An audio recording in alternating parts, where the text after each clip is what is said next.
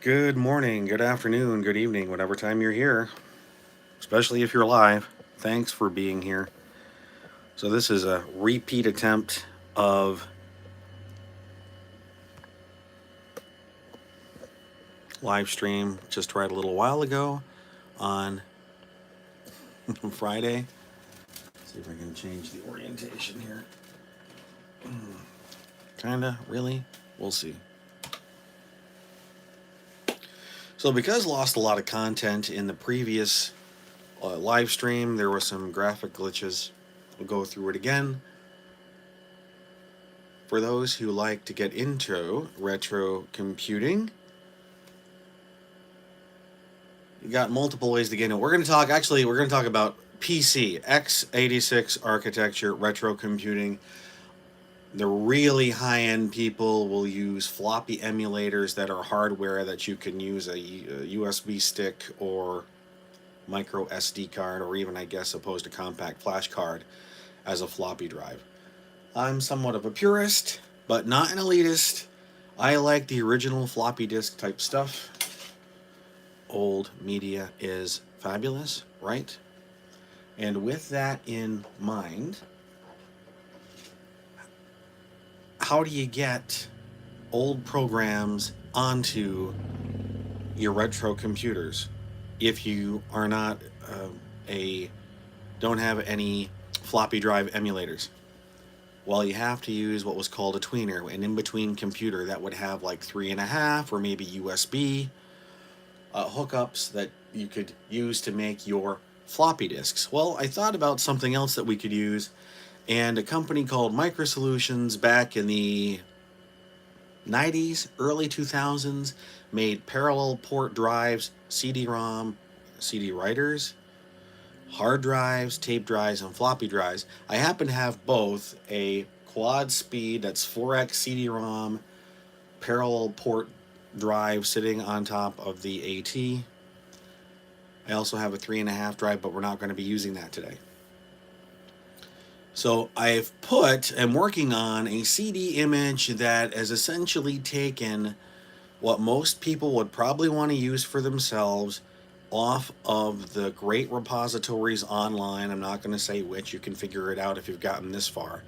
And that way, once you get your backpack or other parallel port CD-ROM drive hooked up to the machine, you can make disk images on original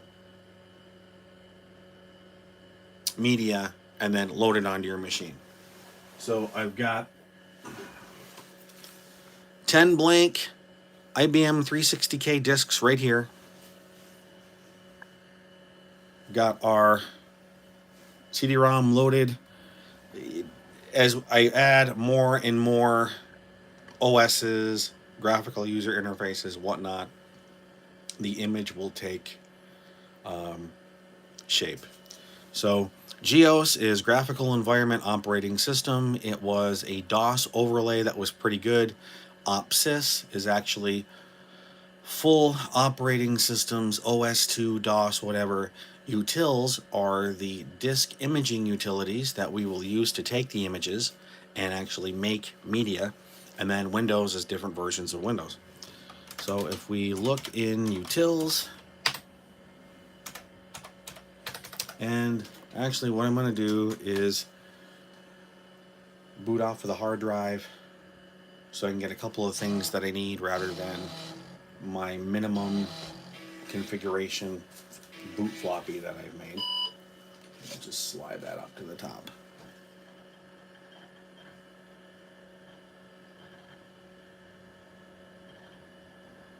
And yes, if you've been watching the other live streams, you'll probably notice that I've been fighting with the IBM expanded memory card in this thing. It did not come with its own expanded memory manager. I had to find one that IBM included with DOS 4.0, but didn't seem to include anywhere else, anywhere at all. If you're a Patreon, I've got a special video coming for you tonight. If you're not on Patreon, you're going to have to wait until next Friday to see it.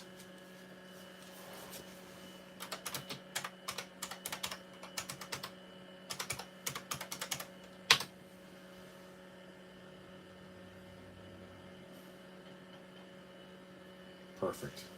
Okay. Of course, I might not have made this too easy for myself, but we are gonna find out. So if we go to D and then we go to utils, disk tools, of course.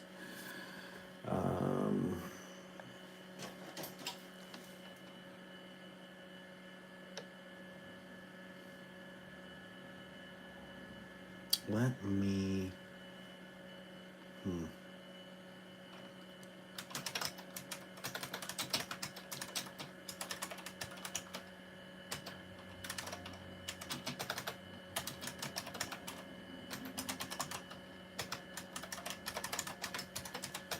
I'm going to copy all the disk imaging tools over to the hard drive. It's just going to make things a little bit easier. Okay. And then I'm going to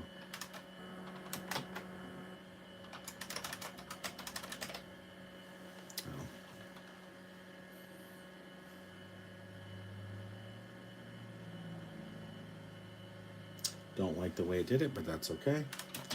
So also in each folder of this CD-ROM image, it's also going to be broken up by 3.5-inch disk images, 5.25-inch disk images, assuming high density, right?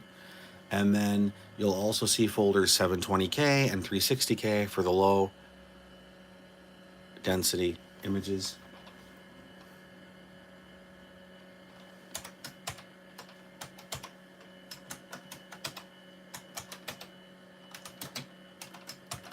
And I don't like how the modern machine makes these subdirectories, because it was supposed to be .1, not tilde1. But that's okay.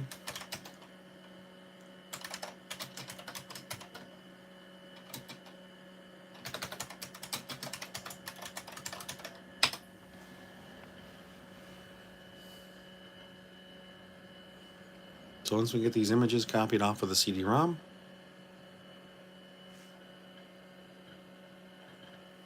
we'll build our images. It is taking a little bit longer because I have disk compression installed and running on the AT, essentially making a 30 meg hard drive a 45 meg hard drive.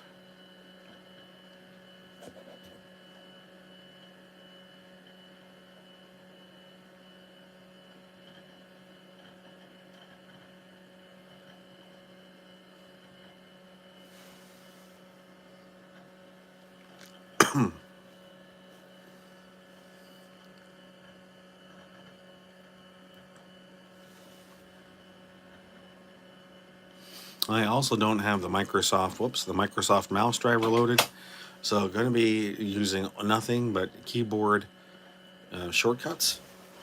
The current time is 2:05 p.m. I'm going to try to get as much as we can get done by 3 o'clock. Have to wrap it up then. I've got some prior engagements at that time. All right. Let's go to C. We're going to go to CD workspace. And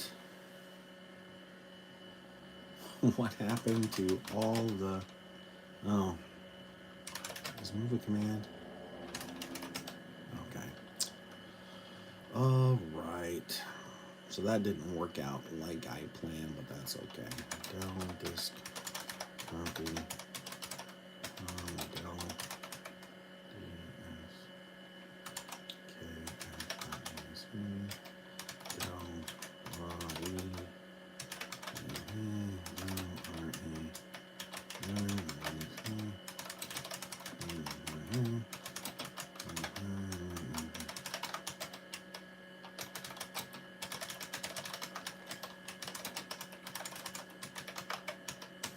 Whoops.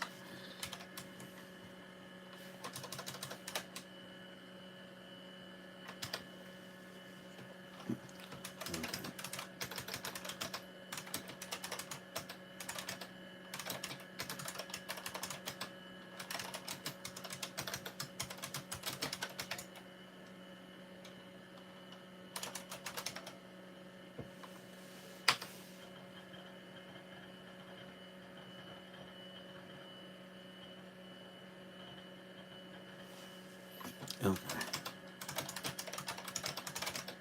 Now I've got it all. I didn't want it in the root folder. I wanted it right here in the workspace. So now I can go through and we're going to make our images on IBM Media. And I think for these images, we end up loading raw right. So we'll see what the syntax is. We'll say, whoops, d1 underscore setup dot img, and the target drive is going to be drive A. It's not formatted, at least I don't remember formatting it.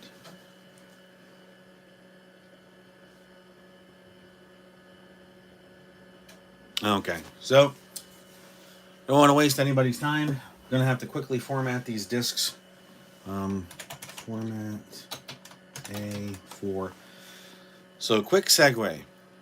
On any computer that has a high density disk drive, 5 1/4 inch, I think it's also the same thing if you're using 3.5. You have to tell the computer you're formatting a low density disk in there, and you can't use those low density disks in low density drives and have them read reliably. So once we're done today and put these back in the stack, I'll have to make a note. These are going to have to be formatted on a low density drive in order to be usable again.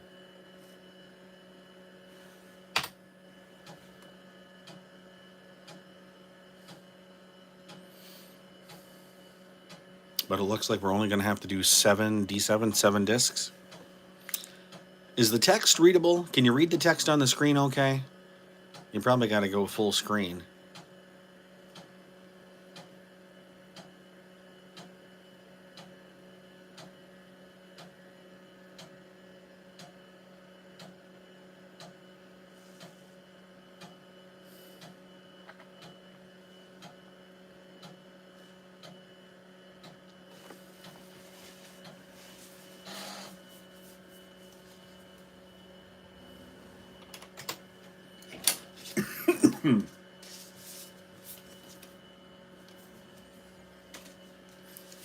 Some people ask me, like, why are you such a stickler for DOS 3.3? Can't you use, like, DOS 4 or DOS 5? And yes, I could. And I'd probably even go back to the DR DOS 6 that we did a little while ago. That seemed pretty good. Even though DOS was a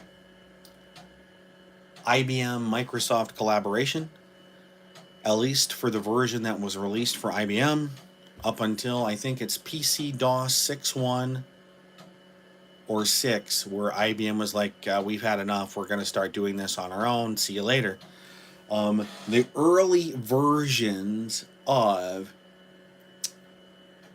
PC DOS, there was that, even though it was a Microsoft collab, that it was an IBM thing.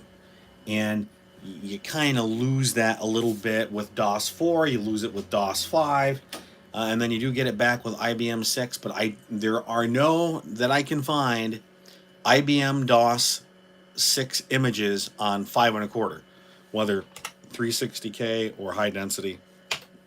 Can't find them. Plus, DOS 3.3 seems to give me the most conventional memory footprint. It's also what I use on the Model 25. Which I've got 3 of them. I'm thinking of downsizing 1 or 2. Don't know how much yet. And shipping's always going to be a big deal with Model 25s. It's almost like you're shipping plutonium with these things in terms of you can't it can't be roughly handled too much without breaking something, in it. I mean, it really has to be well packed.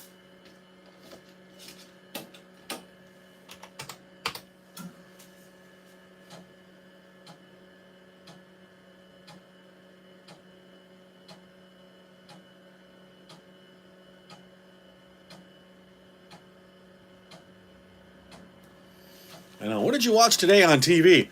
Some guy formatting floppy disks on YouTube.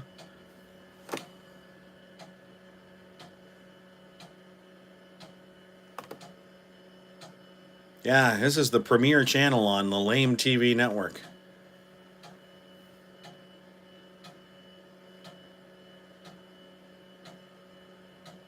I won't format all 10. I think once they're formatted, can recycle them. I mean, you don't have to reformat them again when you write disk images over them.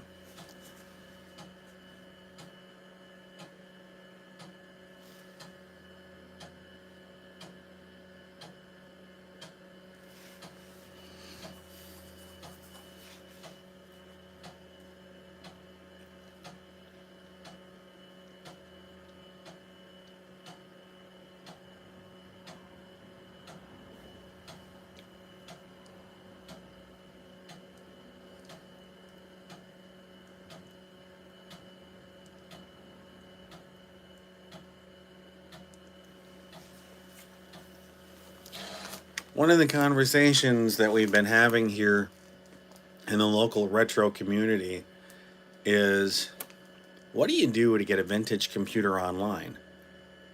And even if your computer's got a modem, what the hell do you connect it to these days in the predominantly cellular era? And I think you have a solution to that.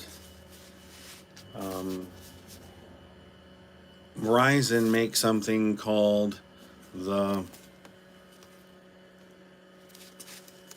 wireless home phone kit, which it's supposed to connect analog phones to, but it will also support fax transmission and data up to 14.4, which I think for anything of this vintage, PC, XT, AT, whatever, 286, maybe even 386, that's fine. So, haven't had an opportunity to try that out yet, but hope to very soon.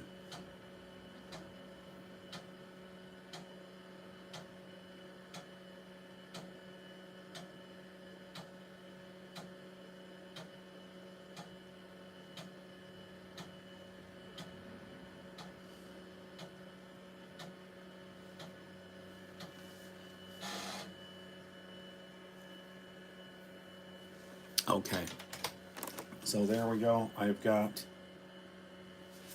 enough floppy disks formatted that we can build our Windows 1.04 images. So let's go ahead and refresh our directory. We're going to say d1_setup.img, and it's going to go to drive A.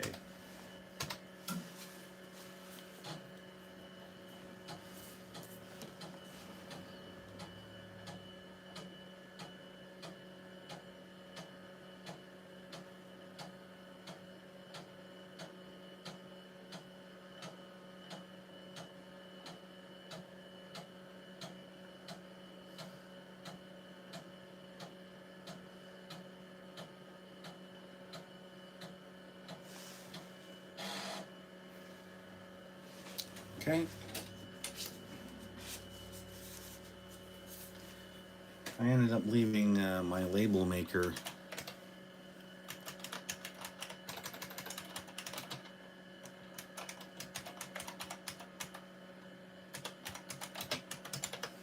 I'm just curious if raw write will let me do it all in the command line. Probably not. Whoops. Huh.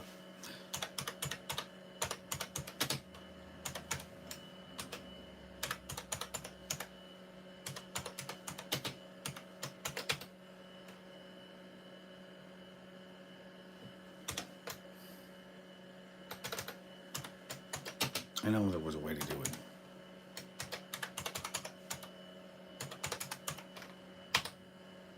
No? Okay.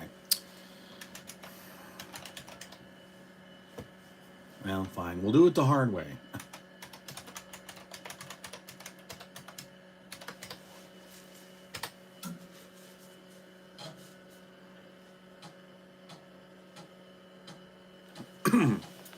For future live streams, I will make the disk images ahead of schedule, so that way we can just go ahead and install it from the disks and see how it goes. One thing I want to try, but I'm going to have to back up the computer first, is it did give me a switch. It's raw write H.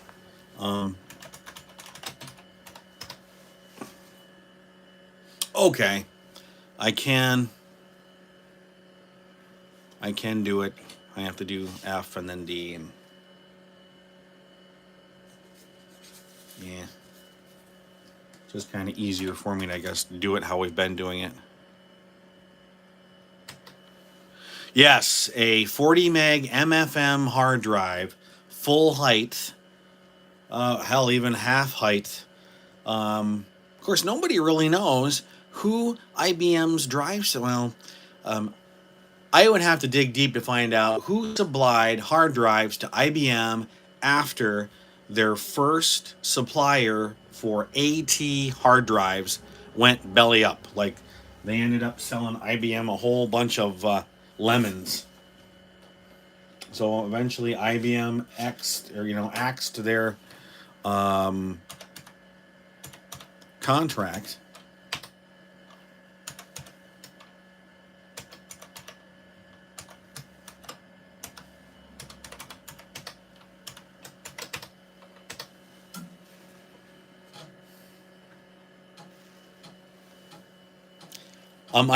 There's somebody right now, as of today, which is Friday, September 2nd, 2022, had a can't see it, PCAT,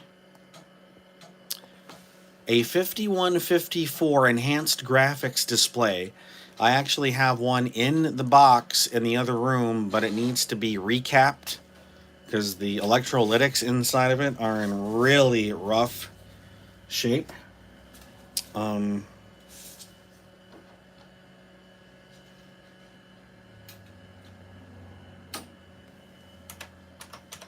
He wanted $2,200 for it, but apparently he found a way to make XT which is the modern storage solution for 8-bit computers, work in the AT.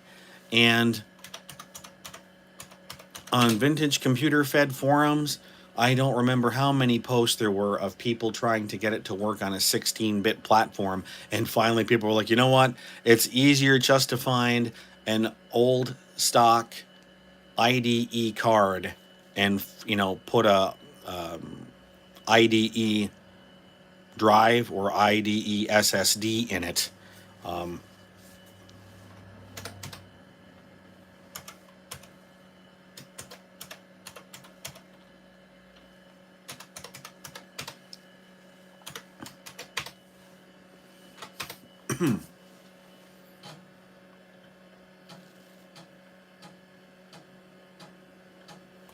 So I don't know. Maybe I could give it a whirl in here. See what happens. I think I might have an empty slot. I'm not 100% sure. Yes. The one that I bought, Blue Light or Blue Lava was the vendor. I was really impressed with it. It came, they included a 64 meg compact flash card that was already formatted, already had the special stuff. That you needed to have done to it. Uh-oh. I don't think I formatted enough disks.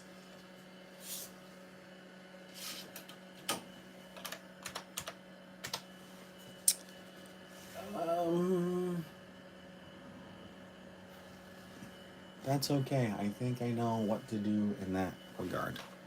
if I don't have enough disks. Yes, and isn't it great? How big of a compact flash card or whatever storage you have on your XT IDE?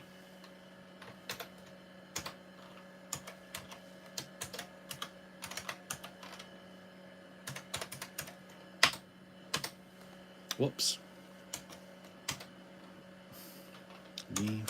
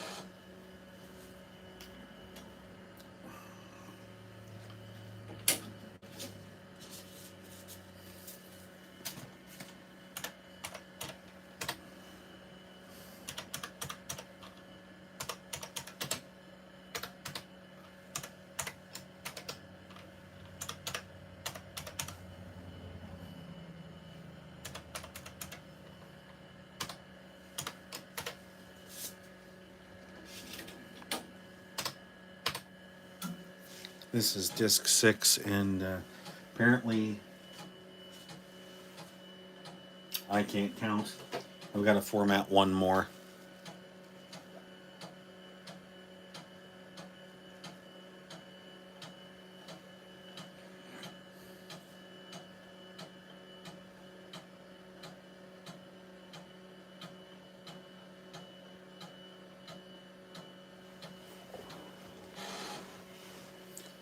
Okay.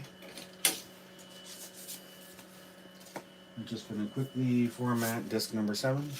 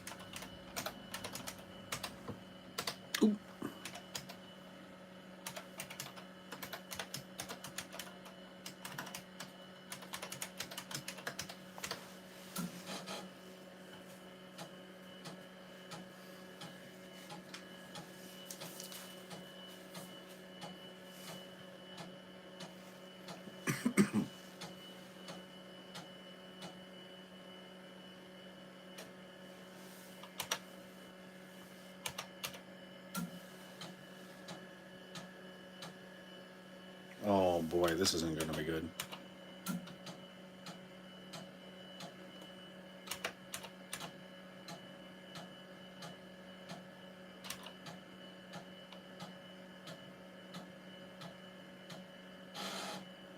Going to have to run some diagnostics on the old hard drive after we finish the live stream tonight, or to whatever time you're watching. Let's go ahead and install some Windows 1. This is what's on disk 1. A lot of files, and I think it's set up.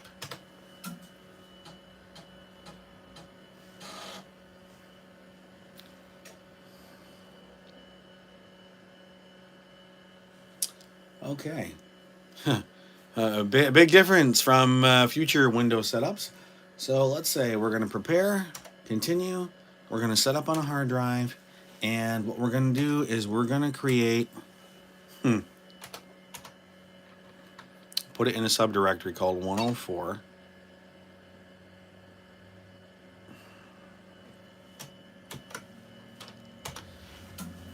Okay, what we're going to do is we're going to go to C drive. We're going to make directory Windows.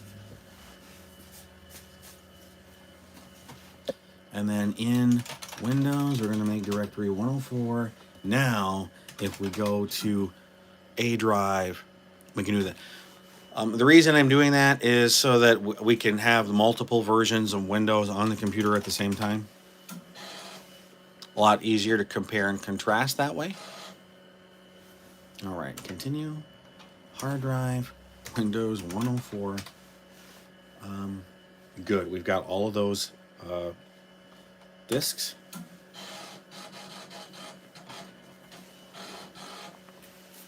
Of course, not having the drive or the disks labeled will make it a little bit harder for me. IBM compatibles. We do have a Microsoft Serial Mouse installed. I don't know if Windows will load its own driver or not.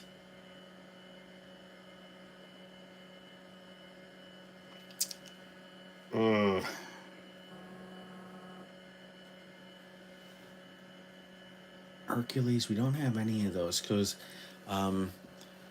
this is the retail flavor of Windows 1.04. It wasn't. IBM actually made a special version that included VGA drivers. I guess maybe I should have got that one. But this one, we're going to kind of cheat and we're going to say we've got EGA with 64K.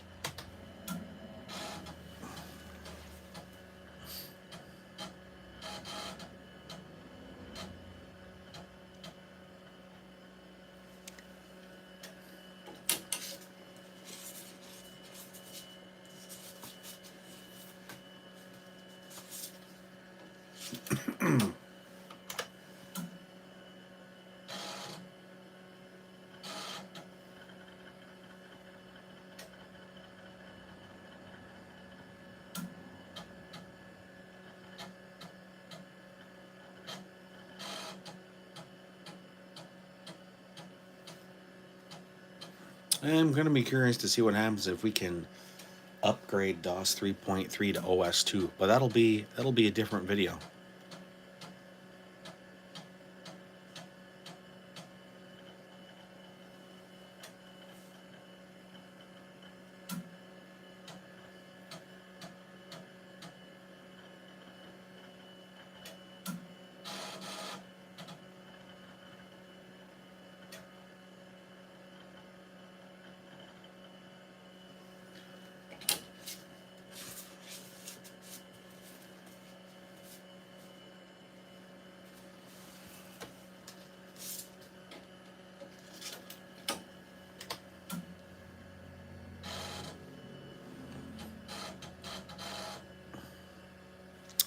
Just for giggles, we're going to say we have an IBM Pro printer, even though it's a 24, IBM Pro printer 24.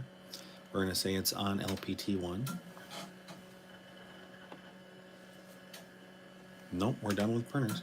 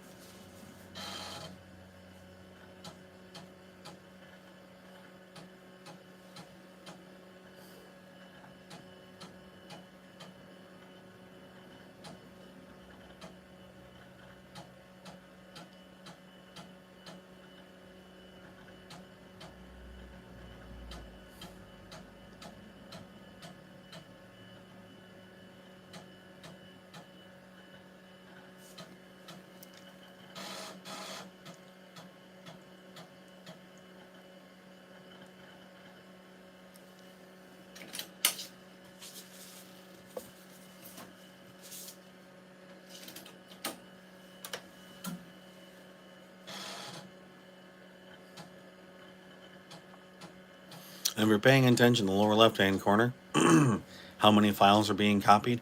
I mean, this is essentially how many files it takes to run the whole graphical environment. I mean, and what does Windows 10, Windows 11? Tens of thousands, if not hundreds of thousands or million plus files? No, they didn't. It was just 7 discs, high density. Either it was 7 5.25 inch high density, 6 3.5 inch high density. Okay, so I don't know what was on. Need to see what was on that last disc.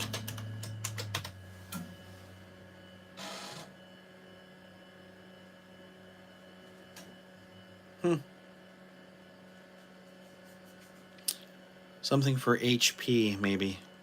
Yeah, that's okay. Well, are you ready for this? We're going to launch Windows 1.04 on this computer for the first time. At least today. And it does not include the driver. That's not possible.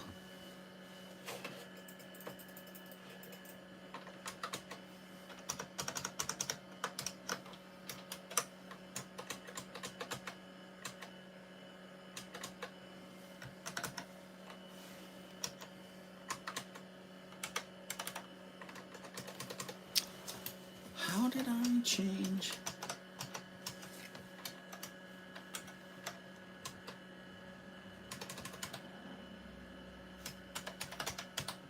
There we go.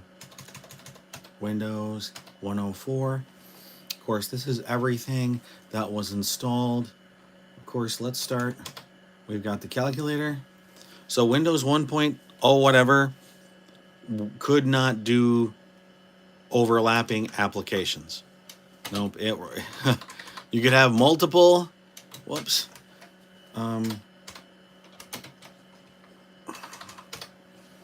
Multiple running at the same time, but they could not overlap. So there's the calculator. Here's our calendar. Look at that. Friday, September 2nd, 2022. Couldn't even Alt-Tab.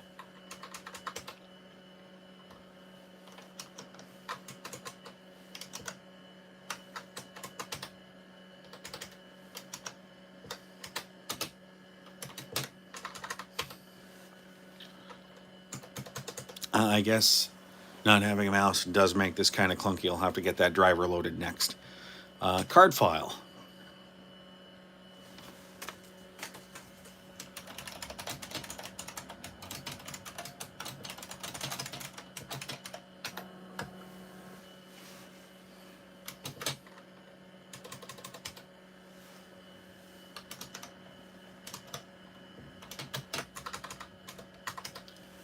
So we got the clipboard.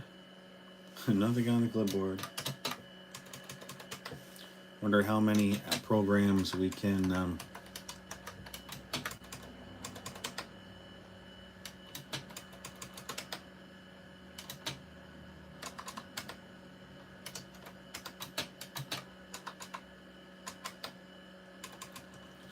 clock. Analog only for this version.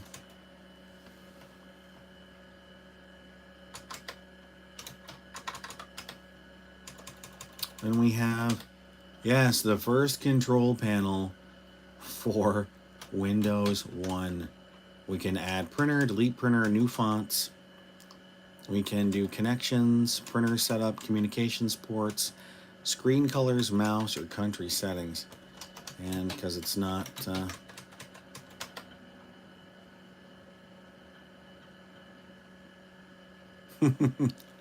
wow, they don't even, there's not even themes. You've got to go through and customize all your own. Well, life is hard, I guess.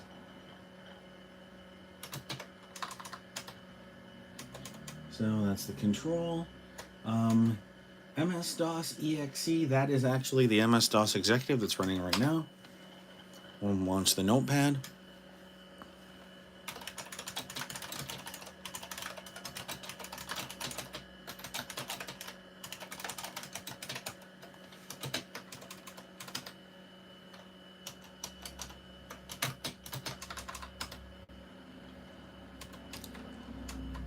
Paint.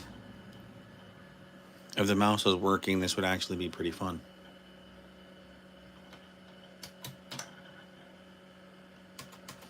I'm going to look at something real quick. Windows 1, of course, cannot take advantage of any of the additional memory that a computer like the XT would have. So it's like if you go to About, yeah, 158K. So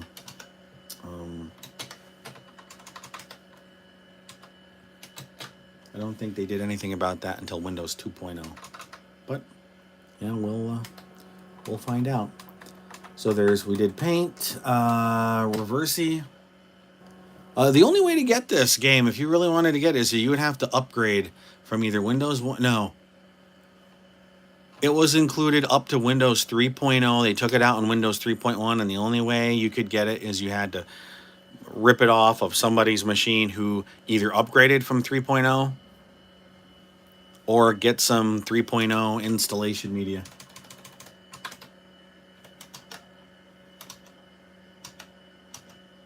But hey, look at this.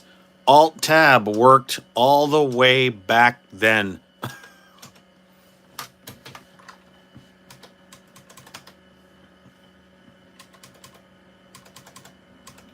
The print spooler. Excuse me. Of course, it's not hooked up, but there it is.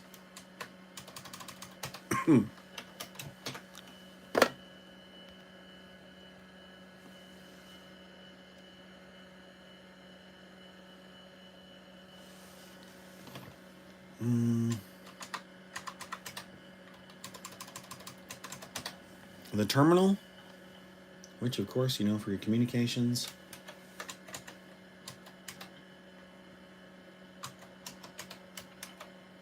Because there's nothing in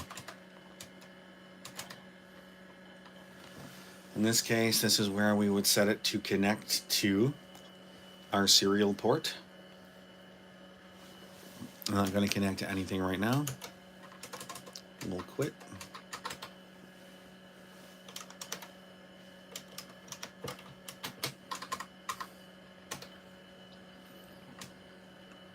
And then the last program is Write. Now, as far as I know, I've been doing this a very long time. There were no programs specifically written for Windows 1 other than what Microsoft gave you. When they came out with the first versions of Office, or actually the individual apps, Word, Excel, they actually included a runtime just so that you could run that application. You didn't get anything else for Word and Excel, but that was Windows 2.0.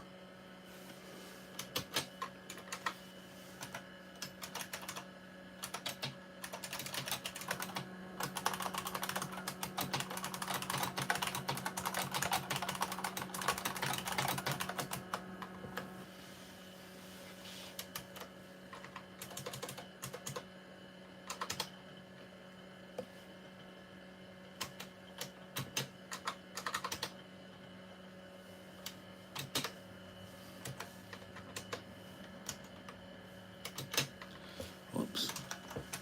Alt-Tab. Gonna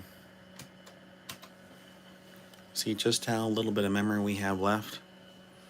111K. Great. And see what happens when we try to close this. End session. No, we're not going to save anything.